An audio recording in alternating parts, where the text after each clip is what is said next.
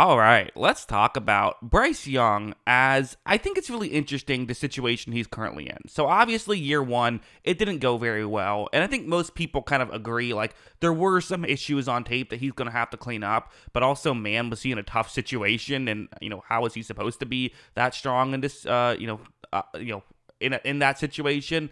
The Panthers kind of agree. They have gone out and added a lot of players to hopefully help Young. They added Deontay Johnson. They drafted guys like Xavier Legette and Jatavian Sanders. They even drafted Jonathan Brooks, a running back. So really trying to help out the offense. And I wanted to kind of watch some old Panthers footage and talk about how much could this be a benefit going from what he had last year to this next year? Because there was a lot of, stuff like what you see on the screen. It's a zone coverage play, going to run a quick play action, throw it to the receiver, with the route you see on the screen right there. As you see when this play begins, Young is ready to throw it to Stephon Sullivan. That is the tight end who is open, and he's open on this one. I mean, again, Bryce Young did a good job of quickly going through the play action. He is about to get clobbered, but going to make a throw.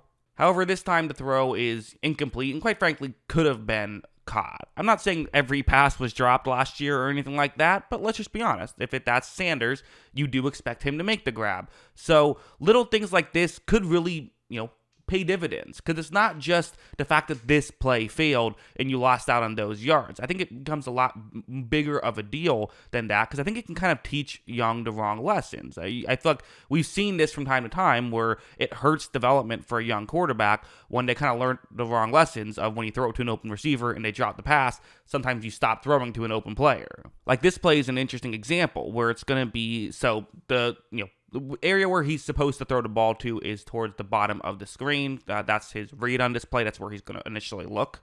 And when this play begins, that is where he looks. And, to be honest, you could argue that this is a throw that he should probably make on a 3rd down and 4 just outside of field goal range, right? You can certainly make that argument. But here's the thing for Young. Again, a lot of times when he throws these kind of tight window type throws, it doesn't work out so well. So what's he going to do instead? Well, actually, he's going to do something pretty good.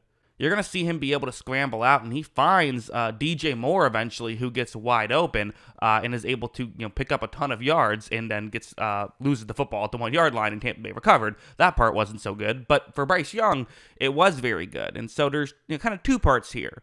For one, hopefully just getting better receivers will get him to make the first read more and not have to learn some wrong lessons, but also two, when there are throws he shouldn't make and he tries to do this scramble drill type stuff that he was really good at in college, well, now you have, potentially better receivers who are going to get opened down the field more frequently and can help him out that way.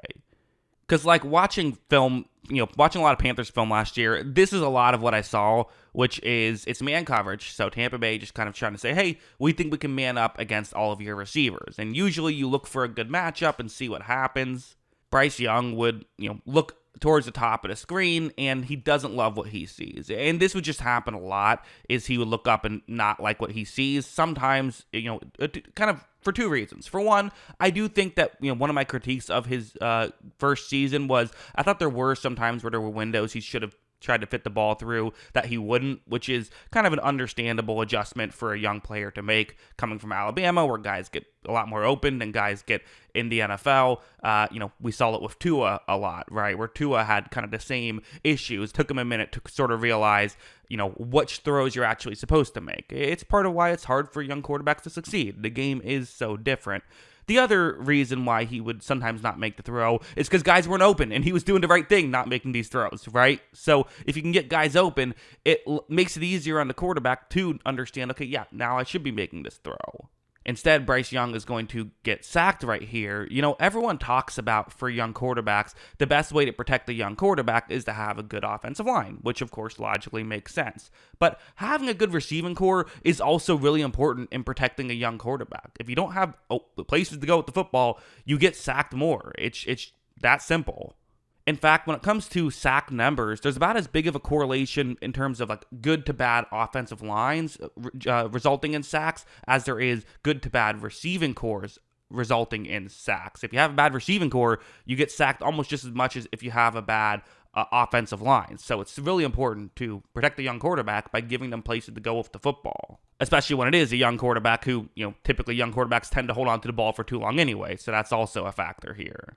And like going over here, I did think we saw Bryce Young at times show some real flashes of brilliance and some real good job of being able to go through his progressions quickly. You see this, it's zone coverage. You see the route where he's going to look towards before this ball is snapped. Watch how when the ball is snapped, you see it right here. That's where Young looks, but a Tampa Bay defender's kind of clogged up that passing lane, so now it's not really open. That player is open, but we're so early into the play, it's going to be hard for Bryce Young to get over there too quickly and be able to make the throw. However, Young does get over there and make the throw. They don't gain a ton. They gain 4 yards, but still, every little bit helps. And who knows? Maybe if it's Jatavian Sanders, you're gaining more than just 4 yards. Or if it's Jonathan Brooks, you're gaining more than 4 yards. Or if it's a receiver and it's Deontay Johnson or Xavier Legette, or maybe Jonathan Mingo has a better year too, right? Like there's, or Adam Thielen, of course, who was very good last year. Hopefully you can get more. Hopefully guys are getting open. And if guys aren't still getting open super consistently, if they're just more consistency, I do kind of trust Young will be able to find them for the most part. There was also this play, which I brought up in previous Bryce Young videos, that's really damning. This happened a couple of times in this Week 17 matchup, so I paused it. It's a 3rd down and 4 situation, just shy of midfield, and this is tough. Watch what's going to happen. The Panthers are going to hand the football off. I believe they did this on a 3rd and longer than this later on in the game as well, if I remember correctly. Not ideal situations here for the Panthers who, we could sit here and say, oh, wow, they really did not trust Bryce Young by the end of it. Well, they didn't trust the passing game. If you want to blame Bryce Young on, blame it on Bryce Young, okay, you can. But it's possible they just kind of said at a certain point, let's just shut it down and not ruin this kid's confidence because, it's not working throwing the ball. Let's just shut it down for next year. Maybe that's what they were doing. I don't know. It was weird, but definitely not ideal. I think it's worth mentioning that if all these things work out, there is no guarantee Bryce Young puts it all together and is good, right? I think that's the hope, is that you put him in a good situation, he plays well, and you're good. I think some people might make the counter argument of, okay, well, what if we do all this and he stinks and is still bad next year? That's not a horrible situation. It isn't. It's not an ideal situation, but at least then, okay, he stinks. You can move on, try and get another guy. Yes, you want him to succeed because that's the ideal scenario. You traded up to get him at pick 1 for that very reason. But second best case scenario is he just very quickly you find out he's not the guy and you can move on. You don't want to be Tampa Bay spending 5 years on Jameis Winston or the Giants spending 7 years on Daniel Jones and paying him $40 million a year when he shows just some flashes 1 year, right? You want to be able to, because using the Giants as an example, the first few years of Daniel Jones, he really struggled, but the situation around him was really tough, and it kind of felt like they had to give him extra time. Even Sam Darnold got a 3rd year, in part because of the Adam Gase years with the Jets and how bad things looked, right? So for Bryce Young, hopefully at this year, either he's our guy, let's move forward, which is the hope, or he's not our guy, let's get someone else. And if he's in a good situation and still struggles, you kind of know. And again, if he's in a good situation, it can also help him develop and not struggle, so that would be pretty good as well. So yeah, those are kind of my thoughts on all of this. What are yours? Let me know in the comments below. Always love hearing from you, and of course, as always, thanks for watching.